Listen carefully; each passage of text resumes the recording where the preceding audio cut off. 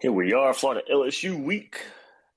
Man, does not have that big game feeling that we're used to here for Florida LSU.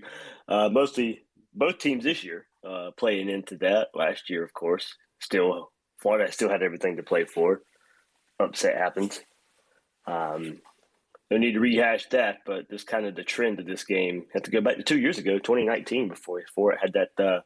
Last time I had that big game feeling for both schools.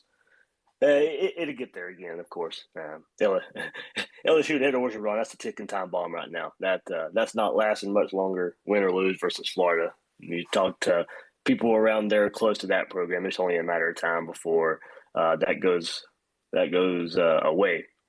The marriage between LSU and Ed Orgeron. So Florida puts it on LSU tomorrow. Did they make a move on Sunday? Did they wait to the end of the year? Who knows? A lot of Lane Kiffin smoke out there to LSU. I know that came up this week, but man, that's the stuff you're going to hear a whole lot of right now. Of just hot names that are going to LSU. Don't get me wrong now. They're going to have their pick. I remember listening, asking around once I kind of heard it that USC had fired Clay Helton. A lot of people were bringing up big name after big name, and they say, look, nothing is going to happen to USC until coaches and agents know what's going to happen at LSU. And so that's going to be the big story here. You'll have two big powers, LSU and USC, probably fighting for head coaches there. And of course, right now it's being looked at as LSU will have their first pick, and then maybe who doesn't go LSU will settle, quote unquote, settle for the USC job. So something to look forward to right there. If Florida puts it on LSU, do they hang on to Edo for much longer, or do they go ahead and move on, go ahead and make the move? So one storyline to watch there. All right, let's get started. Unique is in here. Long-time listener of Gators Breakdown.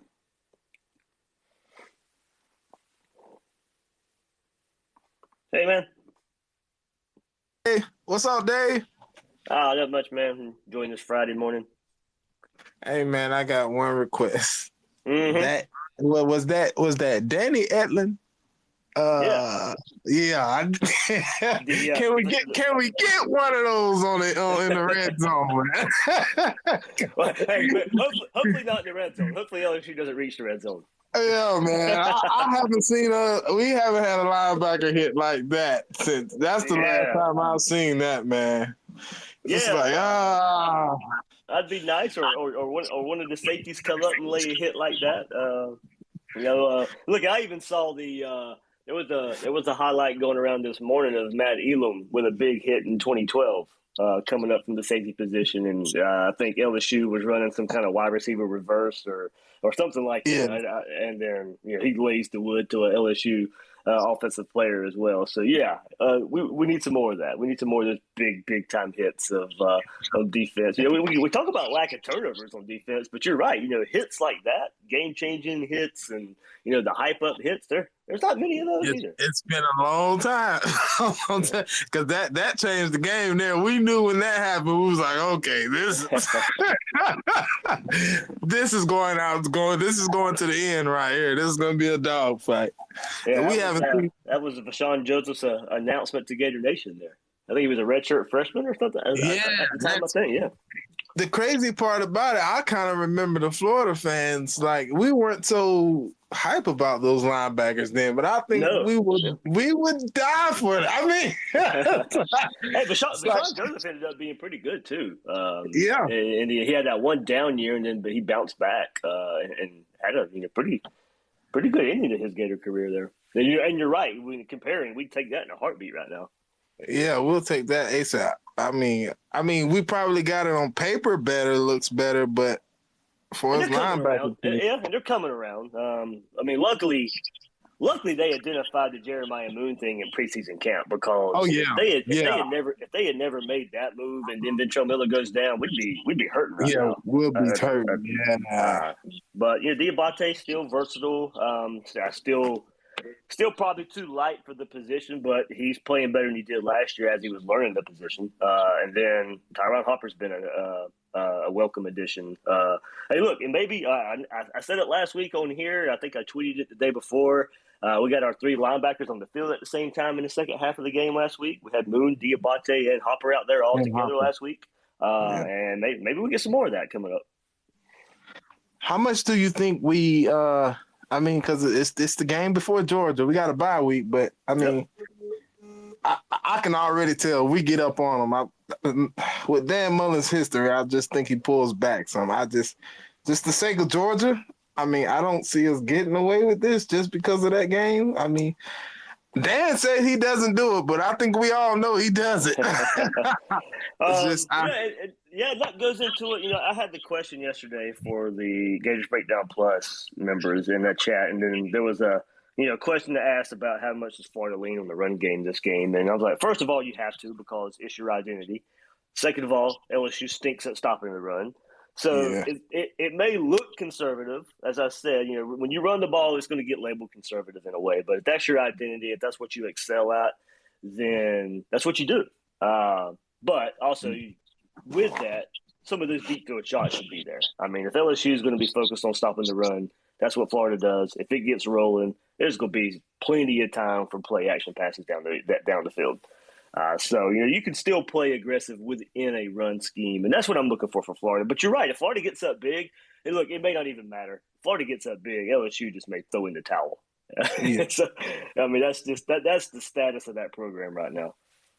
Yeah, I know it kind of lingers. We all think of the LSU last year. We weren't supposed to lose that, but I kind of feel like this why I'm more, not that this team is better, it's just we were so Tony and Pitts that when they weren't there, it was obvious. And I kind of feel like that's what led into that. So it's kind of this team here. Yeah. What message do you send to your team in a way, when you say, okay, well, Pitts, we'll hold you out. We don't need you.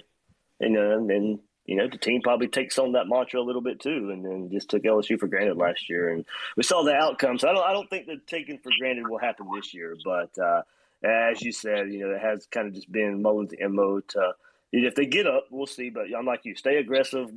Feel good about going into the bye week in the Georgia game. Get some confidence going up into the bye week. All right, one more thing. What you think? I know we can kind of.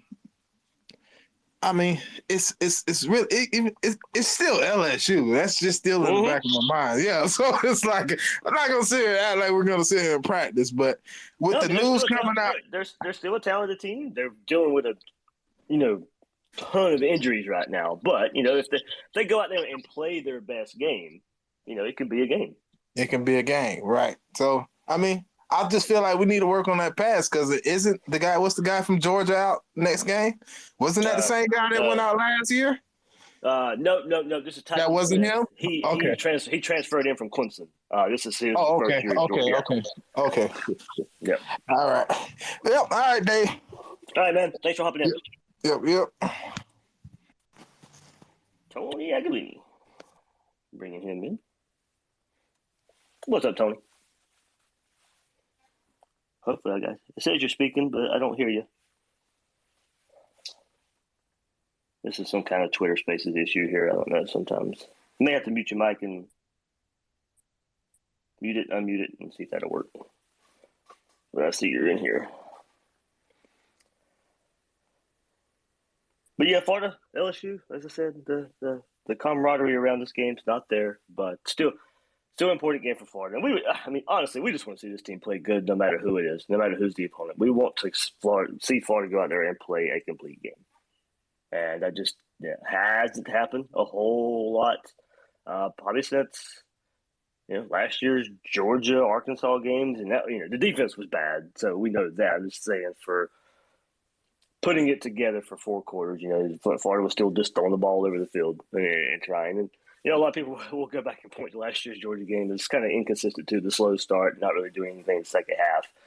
But the effort was there for the 4 quarters. Going back to the Georgia Arkansas stretch last year, and we were disappointed with the Kentucky-Tennessee games last year, and it's kind of just maybe just bled over a bit into this season, and seeing how the team reacts and plays for 4 quarters, focuses for 4 quarters. All right, let's bring Casey in here. Hopefully Tony can get that figured out.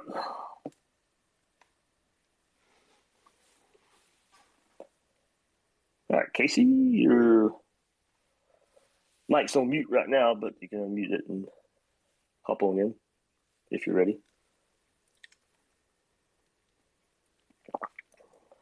Okay, or not. But yeah, I threw up the stat this morning on Twitter. I mean, I knew the first quarter defense was pretty bad, and I'm not breaking any news there. You guys all know that.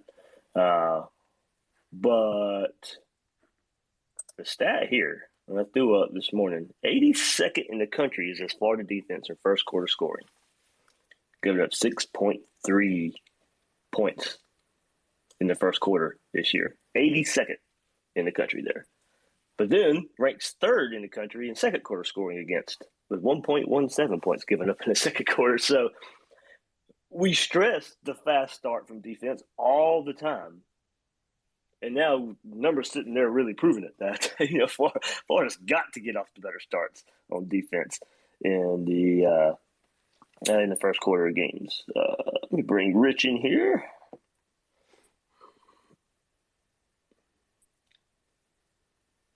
What's up, Rich? What's up, Dave? Good morning. Good morning, man. I got a question. I just got one today. You see us going to Emory versus Vanderbilt, opening up, throwing 15-plus passes, or do you see us going back, lean on the run game, simple passes? For LSU, I think you're definitely going to lean on the run game just because I'm telling you, their rush defense is terrible. They have struggled all season long in stopping the run, especially last week versus Kentucky. I mean, they're coming off their worst performance. They were not great at stopping the run before. And then you play a team like Kentucky, of course they're going to, and then they run for over 300 yards. So I think you start with the run early, see what's there, see if you can get it going. And to me, it opens up the passing game.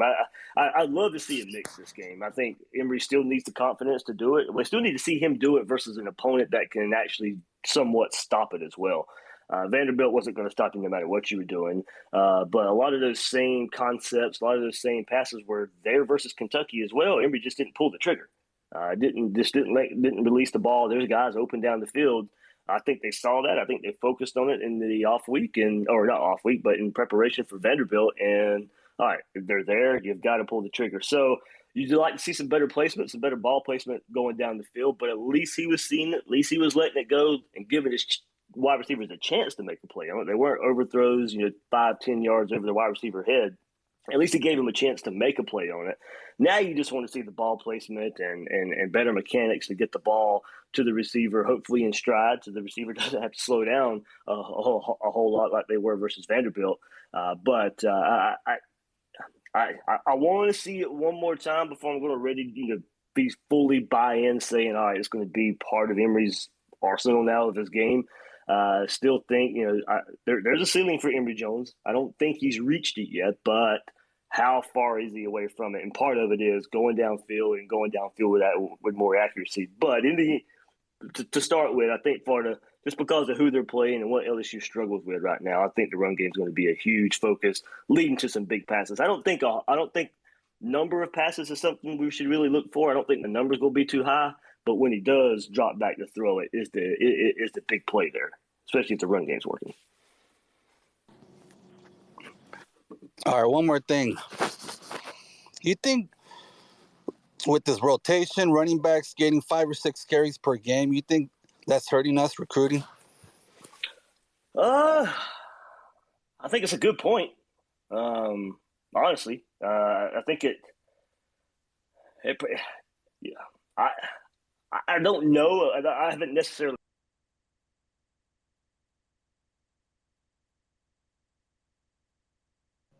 times to Knox has offered running backs that the fans have wanted. that running back and Mullen kind of override and say, let's go elsewhere.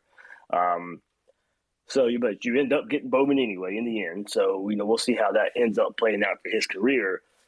But, I can't – if I'm a running back, I can't sit here and say I'm not looking for it. Now, what the staff will sell is, okay, well, we're saving you.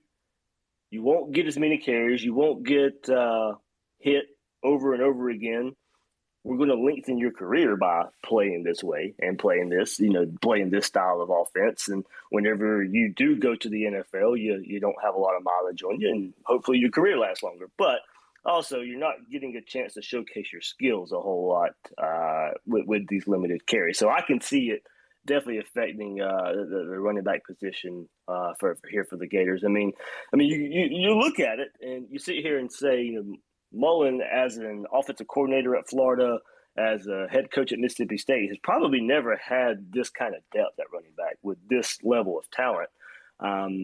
So that he still has that in his arsenal right now. But is that going to be long term there? And you're still counting on Dameon Pierce, who you brought in your first recruiting class. You're still counting on Malik Davis, who was here when you got here.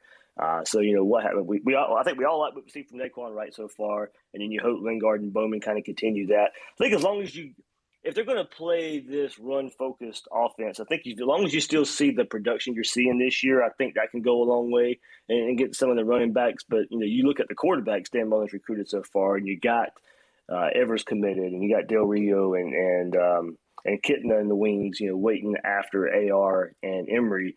And you're wondering if you go back to more of that 40 attempts a game passing, and what does that do for the running game as well? So I think running back recruiting from here on out is going to be an interesting sell from Dan Mullen, just because of the kind of quarterbacks and the rotation that you're talking about in this run-focused offense. All right. Dave Jones.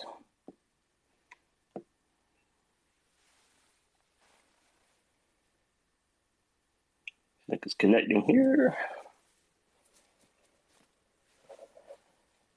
All right, Dave, I think you're in here now. I have to unmute your mic if you're ready. Well, speaking of recruiting, big news for the Gators this week, of course. Within the last week, pretty much. Gibson this week, big pickup. We can talk a little bit of recruiting, I guess. I don't talk too much recruiting during the season. We wait all year for these 12 weeks and get a commit. Of course, I think you have to talk about it. Usually bring it up in the bye week too, just for some more conversation there. But within the last week, can't really overlook Gibson and Lyons being committed to the Gators. One position of need, defensive tackle. One wide receiver, just kind of continuing the trend of some talent coming in there. Has a chance to get even better there at wide receiver. You hit on, of course, you got some big targets out there. We know where we're leaning there. You got to hope that. But Gibson, big body, speedy, controls his body well. If you watch a lot of the highlights, you have to think this staff really likes what he's bringing to the table there for the type of production that we've seen from these wide receivers lately. And being able to continue that trend. It has to be an easy sell, I would think. It has to be an easy sell for Billy Gonzalez. And credit to this staff, too. I think we all saw the interview that came out, what was it, early to mid-August with Gibson. And basically, in a way, I'm paraphrasing here, hey, Georgia's staff's a little friendlier than this staff is.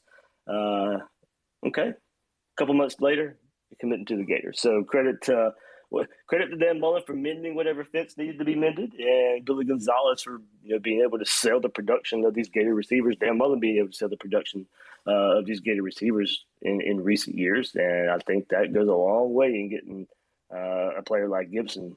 But who Florida has committed now, or DJ Smith, Isaiah Bond, you can add Evan Stewart to that. You're going to sit here and peg and look back at this wide receiver class, hoping they live up to the billing. Because if they do, Florida's got a wide receiver, could have a wide receiver core if you add Stewart to the mix that teams that have to worry about for a few seasons. And these are guys, I say that. I say that saying I hope that's what happens. But if we look at it, Dan Mullen, we talk about the leaning on the veterans a whole lot. True freshmen don't come in and make a huge impact so far under Dan Mullen. And especially, you've had Xavier Henderson, you've had Jacob Copeland, two highly rated receivers. They've made their contributions as true freshmen, but you still haven't had that breakout star. You haven't had the true freshman that lights the world on fire.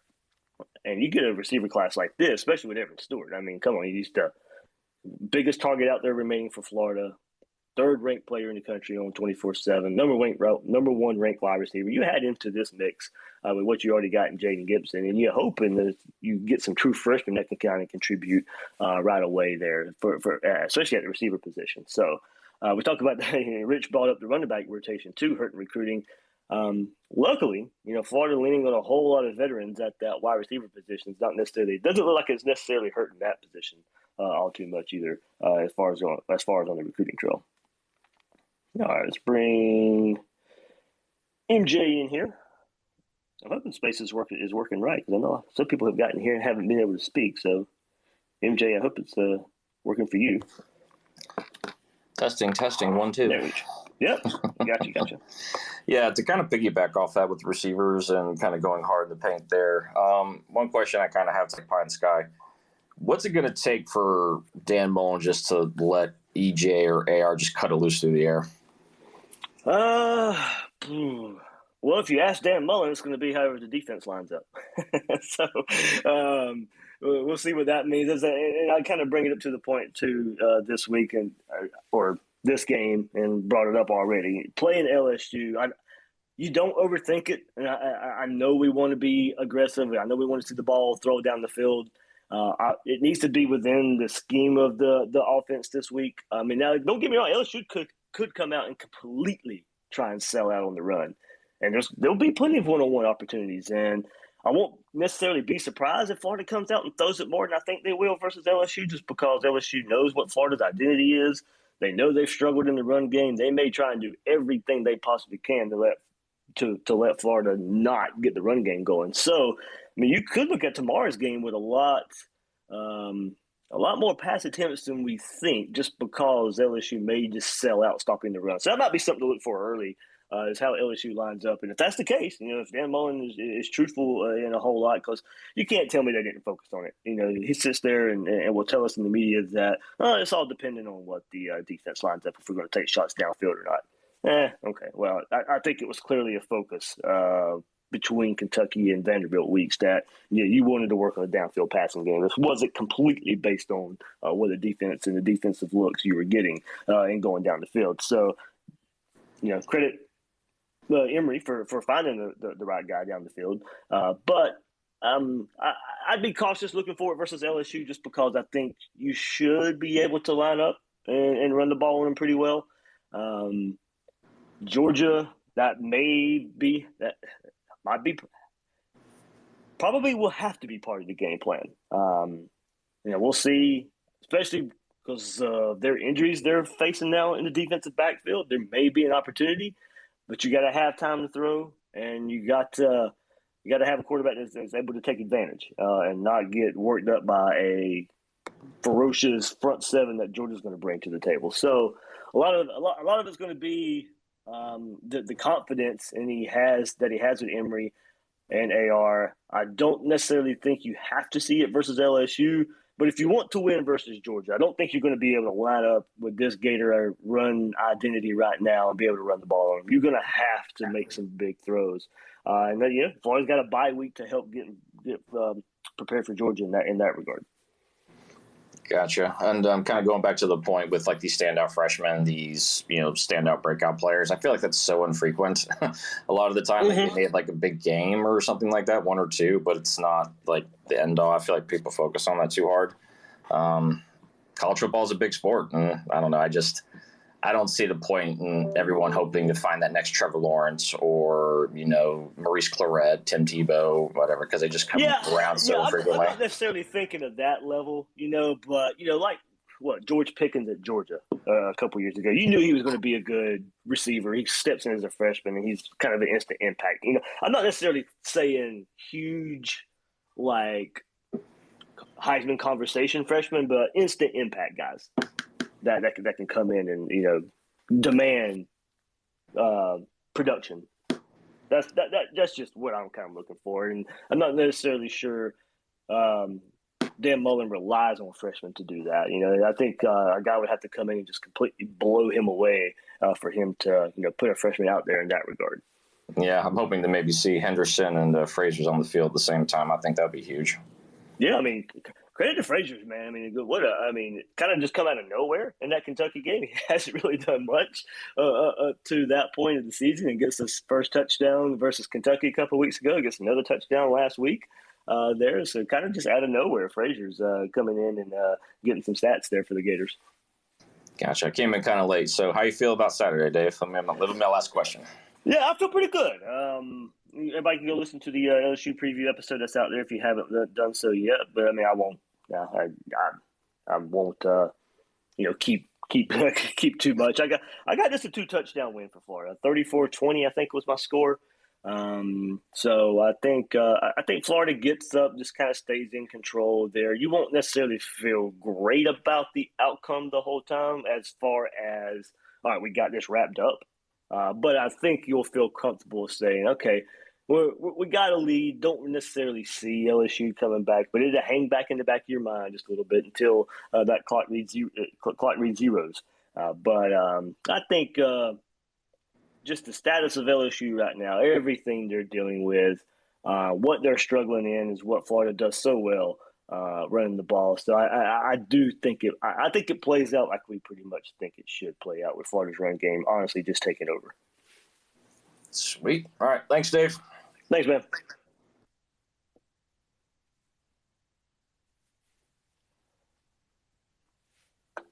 All right. We got here now.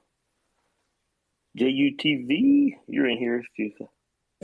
Good morning, Dave. How's everything? I'm doing well, man. On Friday, so ready to call this a week. Happy to hear that, man. Just 2 quick points. I heard you talking about freshmen and everything. When do you think we will see another Antonio Callaway type performance? I know that wasn't Dan's recruiting class, right. But I heard you guys speaking on freshmen, and that's a kind of splash I think we kind of need right now. It will send a message, whatever position, but I'm mainly focused on that receiver class, an Antonio Callaway type of player. And my last thing, Bowman, I see him projecting as like a Chris Rainey type of player. Big play, splashing. I think he needs to get on the field. I'm not a college football coach. Got a lot of accolades myself, but that's what I'm seeing. I know Dan Mullen's an amazing play caller, schemer, and everything. When do you think we'll see another, Antonio Callaway freshman? And do you think Bowman projects that type of player? I'm glad you brought up Callaway because MJ had brought up your Trevor Lawrence's, your Maurice Crewet's, but yeah, I'm looking for somebody like Antonio Callaway, somebody who comes in right away, and you could tell he's different. And I'm not necessarily saying Heisman as a freshman, but somebody who could come in that defenses already have to worry about, defenses already have to scheme about. You know what? Antonio Callaway is exactly what I'm talking about. A freshman that could come in exactly like that and be a playmaker instantly, instant impact. You can put him on the field. He's making big plays in big games. That's exactly what I'm talking about. So is that a Jaden Gibson there? If you're looking at your current commits, who you have in the class already, and Isaiah Bond, maybe athlete there, Chandler Smith, CJ Smith, speedy guy there. That's the class you're looking at right now for the Gators at wide receiver. So that's what you're looking forward to. Evan Stewart, if you get him in the mix, that's something. I probably would have to think the third overall player. Mississippi State ain't getting that type of player, so he would. If Florida ends up getting him, I'm pretty sure I would imagine, just without doing actual research here, would be Dan Mullen's highest recruit ever. sign recruit ever. So you hope somebody like that could come in and make an instant impact. So, trending right now, I picked Florida for Evan Stewart. We'll see what happens with Texas. Texas is kind of coming on a bit. We'll see how it ends up there with Stewart. I still feel pretty good about Florida at the moment, but that's somebody you would be looking at. That's somebody you would pinpoint instant impact right away, given the credentials coming in. And we've all seen the highlights. We've all seen going back to Friday Night Lights as well. Granted, I know it's against other high school recruits, so you see how that translates on the field when he gets here.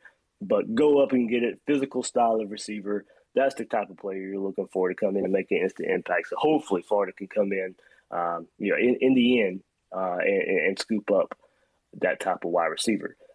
As far as Bowman goes, we talked about the running back rotation a bit. It's hard to argue what Florida has done so far with Pierce, Davis, and Wright. Each guy has had their games this year. Each guy's had their special plays this year. You're still looking for that home run type, and I still think more than if what we've always heard is true about Bowman, that's what he brings to the table. I still think there's somewhat of an advantage right now because those guys don't. I'll throw Lingard into the mix too, but Bowman specifically, you still have somewhat of an advantage right now as far as what those guys have on film.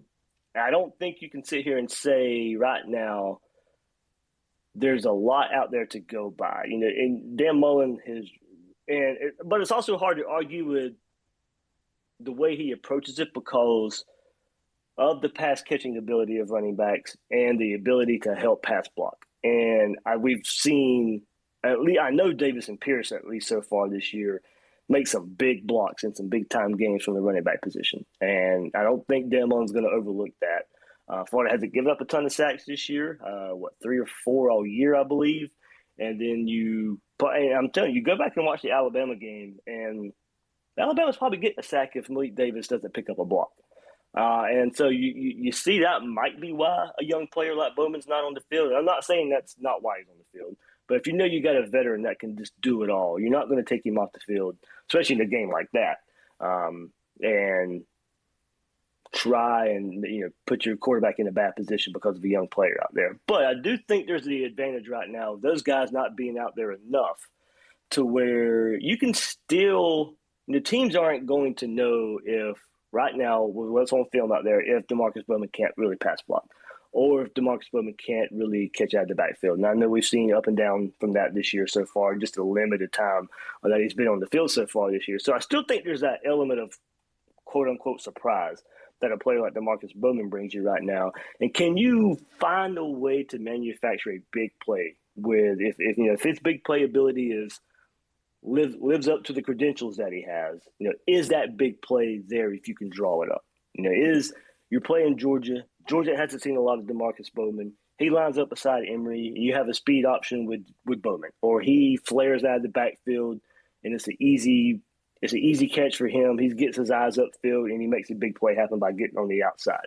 Those are, I think, little things that you might can insert into a game plan with that type of player before all the film gets that on him that maybe he struggled in pass blocking. And when he's out there, this is what he's going to do because he can't pass block. He's only going to be a pass catcher, or he's only going to run the ball. So to me right now, you still have that element of surprise somewhat just because there's not a lot of film out there for him and Lingard. So can you take advantage before that gets out there? And that's just me throwing a scenario out there. I have no idea if that's how this coaching staff thinks in that regard. When you look at when you look at Lingard and Bowman and maybe why they're on the field and why they're not on the field, that's just a scenario I'm throwing out. But I do think there's some validation in that just because there's not a whole lot of film out there on those guys, and maybe you could take advantage with some plays before the tendencies get out there. Thank you, Dave. I really appreciate that answer. Just a quick thing. It's not a true question. Do you think we have the speed to kill? I've been a lifelong Gator fan. I'm from New York, and I know our heydays have been built on speed, or at least a few speedsters. Do you think we have the speed to kill right now? This is a fast team. I don't probably what you're kind of going back to is the Rainey and the Demps and Harvin, and no, you're not that speed, you're not that fast. But this is a this is a fast team, and I still think they're focusing on it a bit. Just because of this recruiting class, the Humphrey of the world, Isaiah Bond, Chandler Smith. I mean, those are especially Smith and Humphrey, Bond. I mean, those guys have just been known for their speed. You go and look at the kind of the recruiting profile and what they bring to the table. And yes, you're starting to see that become a focus a bit. So not as fast as Don't get me wrong, it's probably one of the fastest teams ever. So you don't want to compare to that. But if you're using that as a barometer, definitely below that. But I do think they're, at least as far as just pure speed goes, I think they're trying to look at getting back there with some of the guys in this upcoming recruiting class. Appreciate it, Dave. Thanks, man. All right. North Florida's finest here. I got one question, Dave. Yeah. I guess more of like a pulse check. How much has Dan Mullen's demeanor changed since that Kentucky loss? Because, I mean, obviously he was pretty miffed at halftime against Vanderbilt. So I was curious if practices have changed in any kind of way or just that attitude in general going forward. I have heard he's been pretty intense in practice this week. And so you hope the team feeds off of that. Now, you hope the team doesn't need that kick all the time. And you go back and I mentioned Rashad Torrance in his post-game interview versus Vanderbilt, and he basically said, yeah, coach come in and gave it to us pretty bad. I'm paraphrasing here, and that kind of woke us up, and we kind of took that to heart. We were offended a little bit, and I'm just like, well, should it have taken that? I mean, why did Mullen, after a loss to Kentucky, don't get me wrong, I know it's Vanderbilt, I know it's a noon game, and it's hard to get up, but coming off of a loss, you should have been steaming and not necessarily having to have the head coach get on you. Now, credit for Dan Mullen for doing so, and you saw the difference early in the second half, but should he have had to? And I think that's where the question comes in. And don't get me wrong, Dan Mullen has some truth here. The team did come out the first few drives on offense and defense and completely shut Vanderbilt down. All right, then you lose a little bit of focus, blah, blah, blah. Get to halftime, he lights them up, and in the first few drives again, and in the second half, Florida shuts out Vanderbilt, much like you would have expected to see or wanted to see the entire game. So, but going from asking around and stuff, the intensity from the head coach has been there. You hope the team responds in looking at that. We'll see. Yep. All right. North Florida, you in here now? Nope. Okay. I see now. Harrison Jones coming in here. What's up, Harrison? Nope. How's it going, Dave? There we go. Good, man. Just a question about Torrance while we're on the subject. It looked like a flip switched or something in the Vandy game. He was coming downhill, hitting people, like what we saw in his recruiting tape out of high school. Yeah. You think it was just because it was Vandy, or you think he's starting to understand it a little more? No, I think there's some understanding going on there. Just because of, I think the nature of it, of the plays that you mentioned, as he was coming downhill, he was looking for contact, he was making tackles. Just the way that pursuit was, the aggression was, I think that was just a mindset. I was saying it doesn't matter who you play there. So now you'll see if teams can scheme a way to get an offensive lineman to the second, third level and maybe key on him just a bit. But no, I mean, I think it was nice to see that. I mean, Trey Dean too, playing a little more aggressive in the passing game. You want to see that versus some of the better opponents too. And you're right. You don't want to look back and say, it's just because it was Vanderbilt. You want to see that aggression from the secondary, especially the safety position, because we haven't seen that a whole lot from those guys. You've seen offenses dictate what those guys do instead of those guys dictating what the offense does. And that's what you want to see to me, that's what you want to see from a defense to begin with.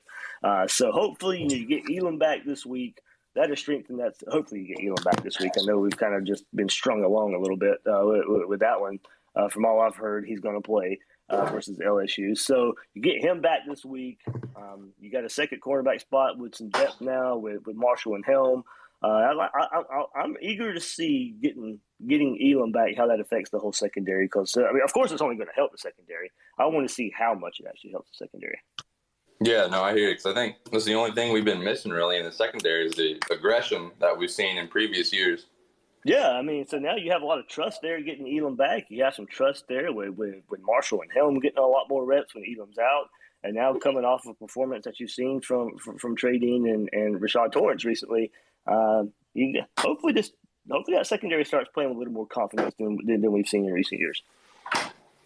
All right, man. That's all I have. And going to that, yeah, I mean, shout out to the new coaches too back there with Montanaro and McGriff. I mean, communication's definitely better back there. If they can continue the play that we've seen recently, I think you give those new coaches some kudos too. Yes, sir. Appreciate your answer, man. Thanks, man. All right, North Florida, will get you back in here.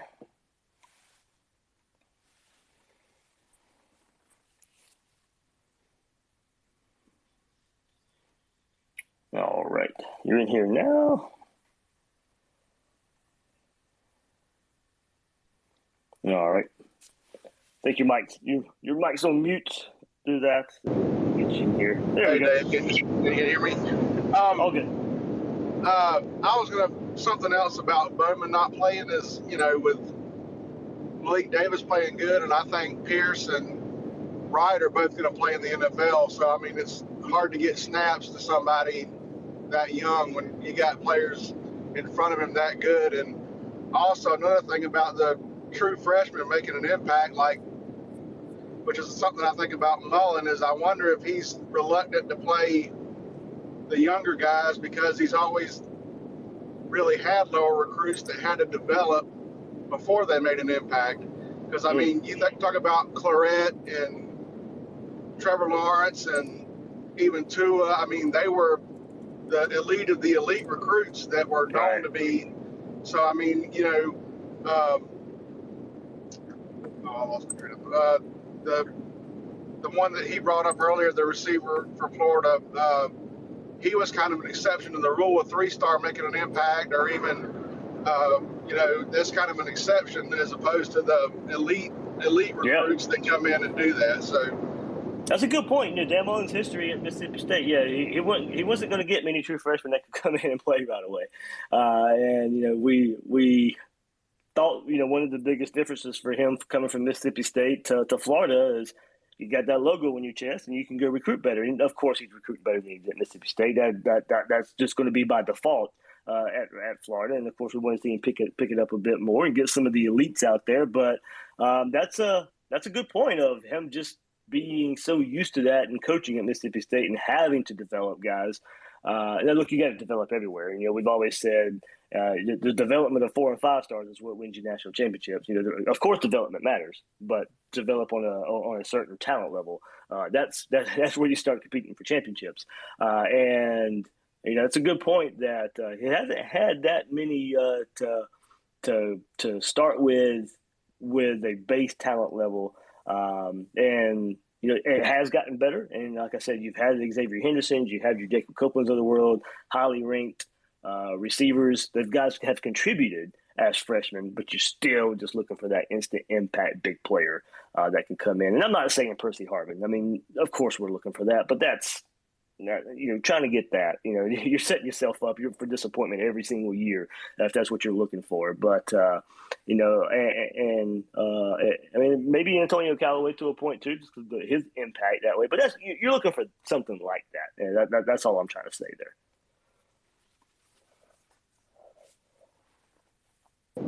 Thank you, Dave. Thanks, man. But yeah, good point there. That Mullen hasn't necessarily had that type of player. And not used to developing those guys, and we got to be developed no matter what star level you come in as, and hopefully it comes around. But kind of on the opposite spectrum of that, somebody like Rick Wells. I mean, somebody who's been around the program for forever. 2018 recruit or 2017 recruit around the program, and credit to him too, sticking around, getting developed and making an impact for Florida this year. Second on the team, tied with Justin Shorter, I believe. Okay, and Trip Whittemore. I actually had the stats pulled up here. Wells is tied with Whittemore and Shorter, 13 catches on the year, averaging more yards per reception than those guys, almost 11.5 yards per receptions. He's a first down machine, 2 more last week. I think I'm trying to remember the stat off the top of my head. I had put it in a Neil Blackman Saturday Down South article where we're looking at playmakers for this Florida offense, and he had asked if anybody like a Freddie Swain. I'm like, no, not necessarily really like a Freddie Swain, but somebody who's reliable. And I put Rick Wells in that category because almost every time he catches the ball, it's a first down. And look, a lot of receivers you can say that about, but I'm pointing him out just because reliable. He's catching the ball. Actually, the whole wide. There's not a. You know what? That's another thing I haven't necessarily really thought of. Just came in my head. Credit to these receivers as well for catching the ball. We have not had a whole lot of drops this year from this Florida Gator receiver core. And I know that was a worry about Jacob Copeland. I know that was a worry about Justin Shorter. But that has not been an issue for these Gator wide receivers this year. So one more kudos there to Billy Gonzalez, and one more kudos for these guys putting in the work this year and catching the ball, throwing at them. And look, the throws aren't always on target, and the guys are having to make some good catches, having to use some body control, having to adjust to the ball and go up and get it, or or slow down and get it. As we saw last week. So credit to these wide receivers being able to adjust and be able to be counted on when the ball's thrown their way. But, going back to Rick Wells, I think all but 3 of his catches have resulted in a first down. It's something close to that, if I can remember the stat off the top of my head right. So, credit to him. As I said, we're sitting here talking about freshmen and instant impact freshmen, but the other end of the spectrum, somebody like Rick Wells, who's put in his time, could have easily left, and don't get me wrong, I don't know where he could have gone. He could have, went down to lower level FBS school and probably been a contributor at any point or something like that. But credit to him, sticking it out from right up the road in Jacksonville, and now being able to make an impact on this Gator receiver corps this year. So good to see. Good story there for Rick Wells. So, all right, that will do it right here for this Gators Breakdown Twitter Spaces chat ahead of Florida LSU noon game. Get up early on Saturday. Do what you got to do. Get ready for the game. Order some Four Rivers if you don't want to cook. $5 off orders to $25 or more. Take advantage of that. Some good barbecue there. All right, everybody. That will do it. Thanks for hopping in here one more time. Thanks for the conversation. And if you're a Gators Breakdown Plus member, I'll be live on the Discord chat, giving a post game of Florida LSU. And then, of course, on Sunday, we'll get the Florida LSU game review on Gators Breakdown.